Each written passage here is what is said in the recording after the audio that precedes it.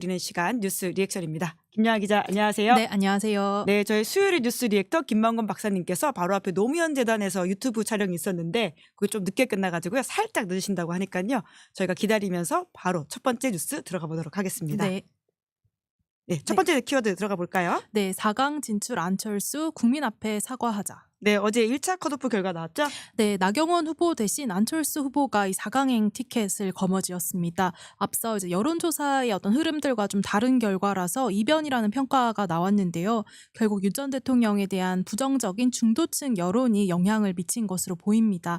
이에 따라 탄핵 반대파인 김문수, 홍준표 후보와 또 찬성파인 한동훈, 안철수 후보 각각 2대2 구도로 이제 전선이 형성될 것으로 보이는데요. 그런 가운데 오늘 오전 안철수 후보가 페이스북에 윤석열 탄핵과 관련해서 국민 앞에 솔직히 진심으로 사과하자라는 메시지를 냈습니다.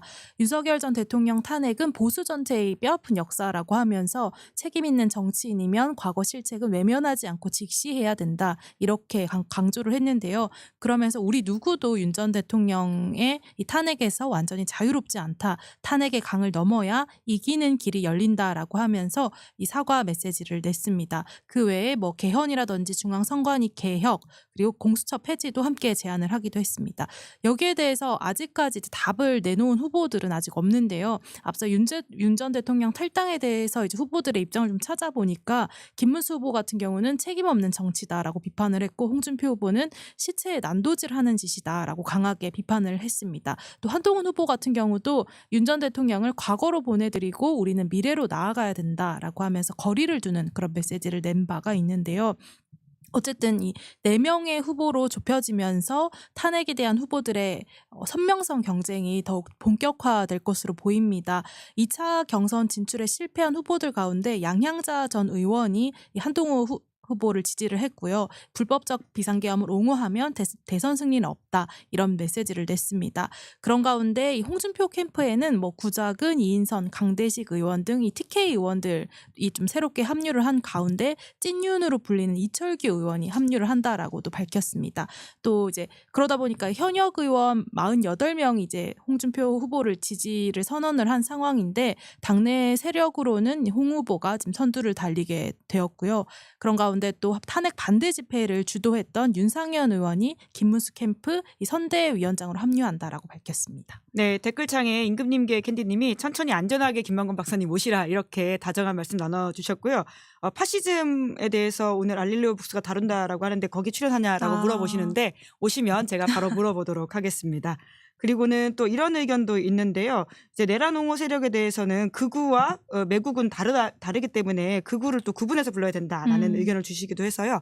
그 부분도 이따 김만건 박사님 모시면 정치 철학자니까 더 여쭤보도록 하고요. 바로 이어서 저희가 말말말까지 함께 소개하고 김만건 박사님의 코멘트를 들어보도록 하겠습니다. 이번 주에 말말말 같은 경우에는 또 오늘도 쏟아지는 이야기들이 꽤 있죠. 예.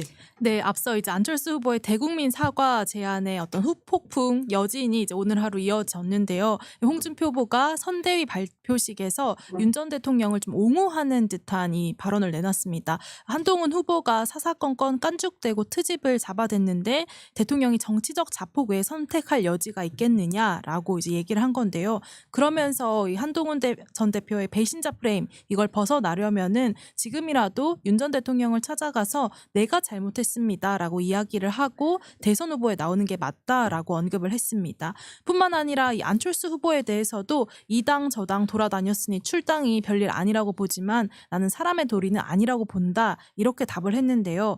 이후에 오늘 이제 국민의힘 미디어데이가에서 좀 관련된 질의가 나왔는데 안철수 후보는 제가 자신이 이제 이당 저당 옮겨 다니지 않았다라고 하면서 지난 이제 대선 때 후보 단일화를 했고 여당을 만들지 않았냐 그런 거에 대해서 고마운 말씀을 부탁드린다라고 응수를 했습니다. 네, 저희 댓글창에서 김만건 박사님 호흡 고르시라고 더워 보이신다고 이야기해 주시는 분들이 많습니다. 네. 천천하게 안전하게 오라는 다정한 인사들이 있어가지고 예. 마음 편하게 이야기하셔도 될 것 같습니다. 너무 죄송합니다. 제가 앞에 녹화가 하나 있었는데 예정보다 좀 길어져가지고 늦게 되었습니다. 네. 다시 한번 사과드리겠습니다. 제가 예. 사실 알릴레오 유튜브 출연하신다고 살짝 스포했거든요. 어떤 내용인지 궁금해하시더라고요. 파시즘 다루는 거냐. 그건 아니고요. 예. 오늘 그 정준이 토요 토론회. 예. 출연한다고 오. 이제 조금 그 녹화를 한다고 좀 길어져가지고 그렇게 됐습니다. 다시 한번 사과드리겠습니다. 네, 예. 괜찮습니다. 천천히 말씀하시고요. 우선은 좀 국민의힘 컷오프 결과가 어제 나오고 나서부터 이제 선명성 경쟁이 더 강해졌다라고 하는 것인데요. 우선 그 안철수가 될 거라고는 보셨습니까? 이게 많은 분들이 나경원 그 후보를 점을 쳤었는데 이게 뭔가 이게 촉이 있나 봐요. 안철수를 맞추셨군요. 예. 이게 이제 사실 이제 저는 좀 어떤 생각이 조금 들었었냐면 한국갤럽에서 조사한 자료들이 이제 그 탄핵 전후에 나왔을 때 그걸 맞춰보니까 실제 한국갤럽에서 탄핵 전에 이제 탄핵에 찬성하느냐를 조사했을 때 윤 대통령이 탄핵한다는 응답이 57%. 그런데 탄핵이 끝나고 난 다음에 그러면 탄핵을 수용하느냐라고 물어봤더니 이게 81%가 수용한다라고 예. 답을 하고 있어요. 그리고 중도층 같은 경우에는 탄핵에 찬성한다는 의견 같은 경우가 67%였는데 나중에는 이 수용 응답이 85%까지도 올라가거든요. 그래서 저는 그 격차가 상당히 컸다라는 생각이 좀 들고 그래서 사실은 윤 대통령의 탄핵에 반대했던 많은 사람들이 확신하고 반대했다기보다는 이제 거기에 대해서 어느 정도 마음의 갈등을 하시는 분들이 많았을 거다. 그리고 그 마음의 갈등을 하시는 분들이 탄핵이 결정되고 그리고 헌법재판소의 결정문 자체가 모든 것이 다 잘못되었다라고 이야기하고 있었기 때문에 거기에 대해서 수긍하지 않을 수가 없었다라는 분들.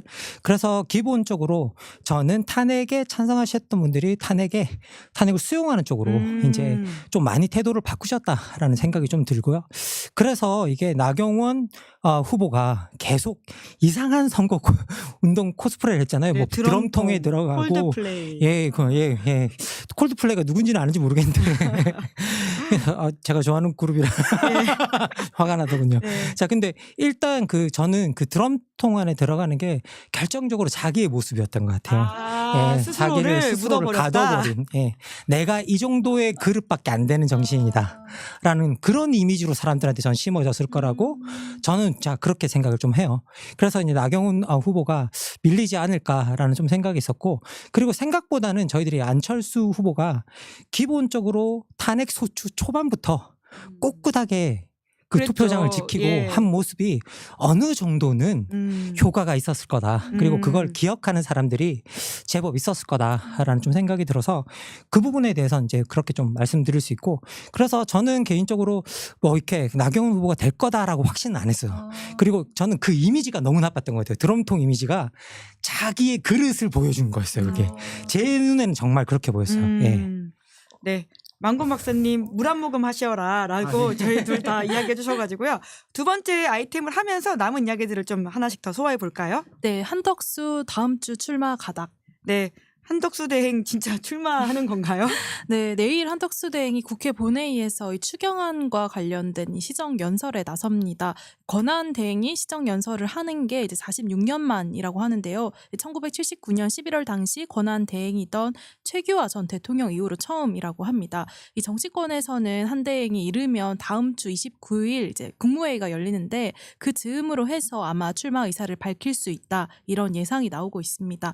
한 대행은 여전히 출마설에 대해서 어떠한 언급도 하고 있지 않은 채 계속해서 일종의 정치적 보폭을 이제 늘리고 있는데요. 오늘 이제 평택 한미연합 사령부를 방문해서 안보 현안을 논의하는가 하면 또 저녁에는 또 UN 기후 정상 화상회의 일정이 있다라고 조금 전 총리실이 밝히기도 했습니다. 이 본격적인 대권 행보에 나선 거 아니냐 이런 이제 분석이 나오고 있는데요. 그런 가운데 또 오늘 좀 이제 관심받았던 인터뷰 중에 하나가 바로 손학규 전 바른미래당 대표가 이 CBS 라디오에 나와서 한덕수 대행의 출마를 돕겠다 이렇게 선언을 했습니다. 그러면서 이제 윤 전 대통령의 비상계엄 내란을 옹호하는 듯한 발언을 이제 하기도 했는데 윤 전 대통령 본인이 한도 많고 분노도 많았을 것이라고 얘기를 하면서 이재명과 야당에서 탄핵이다 특검이다 하며 거부권도 행사하지 못하게 했다. 그래서 국가 비상사태라면서 계엄을 선포했다. 이런 식으로 좀 두둔하는 발언을 내놓으면서 또 논란이 되기도 했습니다. 근데 어쨌든 지금 한덕수 대행도 사실 내란 사태와 관련해서 이 피의자 조사를 경찰로부터 받은 바가 있죠. 뿐만 아니라 내란 연루 의혹을 받는 이완규 법제처장을 헌법재판관으로 지명을 했다가 지난주 헌재에서 제동이 걸리기도 했는데요. 그런 가운데 또 어제 이제 경향신문 보도에 따르면은 한덕수 대행 측이 이제 지금 출마를 관련해서 준비를 하고 있는데 이제 제2의 반기문이 될 거다 이런 비판에 대해서 탈정치라는 키워드로서 일종의 대응 논리를 준비 중인 것으로 전해졌습니다. 즉 이제 스스로 이제 관료 출신임을 내세우면서 기성 정치와는 이제 다른 점을 부각하겠다 이런 전략이라는 건데 결국에는 이 파면된 대통령의 국무총리를 맡았던 사람이 대선을 출마하는 게 맞느냐라는 비판의 목소리가 특히 여당 대선 주자들 사이에서도 뭐 홍준표 후보 같은 경우도 그런 지적을 한 바가 있고요. 계속해서 이제 문제가 제기되고 있습니다. 네, 손학규 전 대표의 발언은 굉장히 문제적인 것 같다는 생각이 드는데요. 우리 사회 원로이기도 하고 한때 저녁 있는 삶이라는 카피로 사람들의 마음을 울리기도 했던 것 같은데 왜 이렇게 됐다고 보십니까? 정말 뭐 이렇게 개인적으로 너무 안타까운데요. 이제 뭐 손학규 뭐 정치인 손학규로서 그런 말을 했다는 게 너무 안타까운데 사실 손학규 같은 경우에는 저희들한테는 정치인이기 전에 선생님이셨습니다. 사실 그때. 정치학자였죠. 예. 그래서 저희들이 이제 많은 것을 보고 공부했던 그런 분이셨는데 지금 저런 발언을 하는 것들이 좀 용납이 되지 않는 부분이 있고요. 그리고 이제 손학규 제가 정치인 손학규라고 했는데 손학규 의원이라고 전 의원이라고 말씀드려야 될지 참 표현도 구분하기 어려운데 이 손학규 선생님이 하시는 말씀은 제가 봤을 때는 기본적으로 전제가 잘못되었다. 왜냐하면 정치는 개인이 한풀이를 하는 곳이 아닙니다. 그렇죠. 예. 뭐 한도 쌓이고 뭐도 쌓이고 그건 개인이 풀어야 될 문제예요. 개인이 따라서 자기가 뭐 그래서 계속 술 마셨잖아요. 예? 윤 대통령이 그러면 됐지 뭐 그걸 국민들한테 계엄으로 그걸 푼다? 예. 그거는 말도 안 되는 소리입니다. 그거는 이런 걸 지지할 수 있다는 것 자체가 정치 원로로서 어떻게 보면 자기의 권위와 자격을 상실하는 말에 되게 가깝다. 이런 말을 하신 거는 너무 안타깝고 한 그분의 글을 보고 공부했던 학생으로서도 너무 안타까운 이제 그런 이제 느낌이 좀 들고요. 그래서 좀 손학규 전 의원의 말은 정치인으로서도 그리고 자신이 한 사람의 정치학자로서도 그리고 한 사람의 시민으로서도 잘못된 말이다. 라고 말씀드리겠습니다. 예. 잘 나이 드는 것도 중요한 것 같다. 이런 댓글까지 달리고 있는 상황이라서 진짜 안타깝다라는 생각이 드는데요. 무엇보다도 한덕수가 탈정치 키워드를 들고 나온다라고 하는 것은 정치 철학자로서 하실 말씀이 진짜 많을 것 같아요. 이게 참 안타까운데요. 이게 결국은 전 두 가지 원인이 있기 때문이라고 생각해요. 이 말이 이번 정부 인사들이 자신들이 이해하고 실행한 정치의 본질이 뭔지를 보여준다. 자기들이 했던 그 정치라는 것들이 고작 이런 것들이었기 때문에 탈정치라는 키워드를 보여줬다. 그리고 두 번째는 정치에 대한 이해도가 너무 낮기 때문에 이런 말을 한다. 결국은 한덕수는 이 사람이 관료다라는 걸 보여주는 것. 이게 상당히 중요한 건데요. 기본적으로 많은 사람들이 정치를 뭐 싸움질이라고 뭐 부패한 일이라고 바라본다. 이건 일반인은 가능한 거예요. 그런데 정치인이 정치를 그렇게 바라본다는 건 상당히 문제가 있습니다. 정치는 기본적으로 어떤 갈등하는 문제를 해결하기 위해서 대화하고 협상하고 타협하고 때로는 서로 주장하고 부딪히기도 하면서 그 속에서 뭔가 합의의 결과물을 만들어내는 작업이고 그것들이 최종적으로 합의의 결과물을 만들어내지 못했을 때는 국회에서 다수당의 결정 같은 것들로 문제를 해결보는 제도입니다. 그리고 더 나가서 이제 여기서 중요한 게 자꾸 당파 싸움, 뭐 당파성, 정치의 당파성 이런 거 가지고 막 서로 갈등하는 것들을 문제 삼는데 사실 정치가 갈등하는 이유는요. 현대 사회의 근본적인 본질적 문제 때문이다. 왜? 이해관계가 너무 다양해요. 이해관계가 다양해서 저희들이 다양한 정당 정치에 이야기하는 거고요. 그래서 그것들이 이해관계가 표출되면 서로 갈등할 수밖에 없고 그 하는 걸 조정하는 게 이제 정치가 하는 역할인 겁니다. 예. 그래서 그리고 이 당파성이 있다라는 건 또 한편으로는 부정적이지만 한편으로는 좋은 게 뭐냐라고 하면 이 당파성이 있기 때문에 누군가 부패하는 걸 견제해요. 예? 그렇기 때문에 기본적으로 견제와 균형을 맞추는 데 있어서 당파성이 또 긍정적인 기능을 하는 부분도 있습니다. 그래서 어떤 정치라는 것에 대한 이해력의 부재가 만들어낸 발언에 되게 가깝다라고 생각이 들고요. 사실 이거는 제가 국민의힘에서 이런 탈정치적 발언을 계속해온 분이 한 분 계신데 바로 안철수 의원이에요. 안철수 의원이 처음 정치에 등장했을 때 막 사람들한테 이미지 좋았을 때도 뭐 국회의원 수 줄이겠다 막 이런 거로 막 사람들한테 새정치 뭐 그런 거 했대. 그건 새정치가 아니다. 그건 되게 낡아 빠지고 헌정치고 정치에 대해서 아무것도 모르는 말이다. 라고 그때부터 계속 말했었거든요. 그래서 기본적으로 정치하시는 분들 정치란 뭔가 갈등하고 해결하는 속에서 조정하는 건데 지금 우리가 정치가 그 조정 능력이 사라져 있어서 문제인 거잖아요. 그래서 사실 지금 정부의 문제가 뭐였냐 탈정치화 때문에 일어났던 거예요. 그런데 이걸 탈정치로 문제를 풀겠다라고 한다면 이건 문제의 원인을 해결책으로 삼는 예? 아주 멍청한 발언이라는 생각이 듭니다. 정치 혐오 선동을 하는 게 아니냐라는 댓글도 나오고 있고요. 망건쌤 수업 한번 듣고 싶다 이런 이야기도 나오고 있습니다. 지금 듣고 계시는 거죠? 네. 그런데 지금 오늘 또 하나 이제 이런 얘기가 나왔더라고요. 이 총리실의 방기선 국무조정실장이 새로운 대통령을 뽑는 선거가 지금 40여일 앞으로 다가온 지금 공직사회가 그 어느 때보다 높은 수준의 책임성과 엄정한 중립성이 요구된다라고 하면서 공직자들을 향해서 메시지를 냈는데요. 이 선거 분위기에 편승해서 정치적 중립을 훼손하거나 복지부동에서 정부에 대한 신뢰를 흔드는 일이 결코 발생해서는 안 된다 이런 말을 했습니다. 근데 정작 이 한덕수 대통령 권한대행 그리고 이제 국무총리가 대권 출마와 관련해서 계속해서 지금 정치권에서 차출론이 빚어지고 있는 상황과 굉장히 또 배치되고 있는 메시지가 아닌가 하는 그런 비판이 나오고 있습니다. 좀 누워서 침 뱉기라는 이야기가 나올 수밖에 없는 메시지 같이 들립니다. 그 공무원의 사실은 정치적 중립성 같은 경우에는 우리 헌법에 명확하게 규정이 되어 있고요. 뭐 사실 이제 저는 이번 같은 경우는 사실 그건 너무나 당연한 이야기를 하고 있는 거예요. 근데 지금 한덕수 권한 대행 같은 경우는 지금 자기가 공무원의 정치적 중립을 안 지키고 있는 거나 사실은 다름이 없는 어떤 그런 상황이거든요.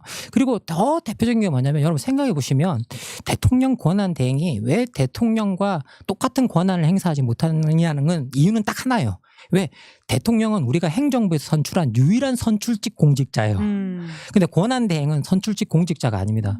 저희들이 선출직 공직자이기 때문에 그런 막대한 권한을 준 거예요. 그렇죠. 예.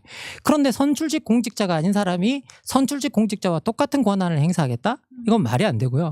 그리고 두 번째 뭐냐? 정부기관이나 이런 거에 대한 신뢰를 흔들면 안 된다 그랬잖아요. 그런데 여기서 한덕수 권한대행이 이완규 같은 사람을 헌법재판관으로 임명하는 거예요. 그러면 이건 뭐냐? 다른 헌법기관의 신뢰를 흔드는 거예요. 생각해보면 아니 저렇게 내란에 가담 피의 혐의자가 헌법재판관이 된다고 생각해보세요. 그리고 그 사람한테 가서 내가 헌법소원이나 이런 재판을 받아요. 그러면 여러분 거기에 대해서 신뢰감을 느끼시겠습니까? 거기에 대해서 불신하게 될 거란 말이에요. 당연히 불신하게 될 겁니다. 그러면 기본적으로 지금 한덕수 권한대행이 하고 있는 건 뭐냐? 정부, 행정부에 대한 신뢰를 넘어서 다른 헌법기관의 신뢰를 흔드는 일을 하고 있는 거예요.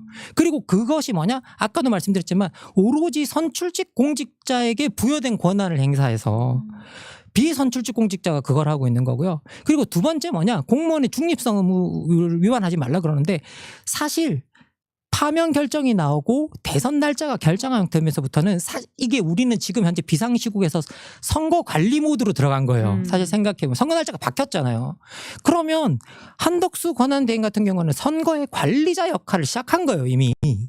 근데 여러분 생각해보세요. 선거의 관리자 역할을 시작한 사람이 빨리 나오는 것도 아니에요. 그렇다고 해서 자기가 뭔가 부과됐을 때 그럼 버티고 한 달 전에 나온다. 만약에 이번 달 말에나 이때나 관둔다라고 하면 그게 공정한 선거겠어요? 생각해보면 그것 자체가 말이 안 되는 겁니다. 기본적으로 선거의 관리자가 선거의 후보로 뛰어든다? 이것만큼 불공정한 게 어디 있어요? 예? 그리고 기본적으로 지금 현재 아까도 말씀드리지만 뭐 국제통상협의나 미국과의 협상이나 이런 것들을 자기가 지금 해야 될 몫이 아니에요. 다음 정부가 해야 될 몫이고 그것은 자기는 지켜보고 어떻게 보면 지금은 시간을 가지고 우리는 얼마든지 제가 저번 주에도 말씀드렸지만 우리는 시간을 벌 수 있는 명목이 있잖아요. 나는 권한 내일 뿐이고 곧 다가올 정부가 이걸 결정할 거다. 내가 결정할 수 있는 내용이 아니다라는 거 말을 해야 되는 거예요. 뭔가 자기가 남기고 싶은 건지도 걸 수도 있고 뭐 어떤 욕망인지는 저는 잘 모르겠어요.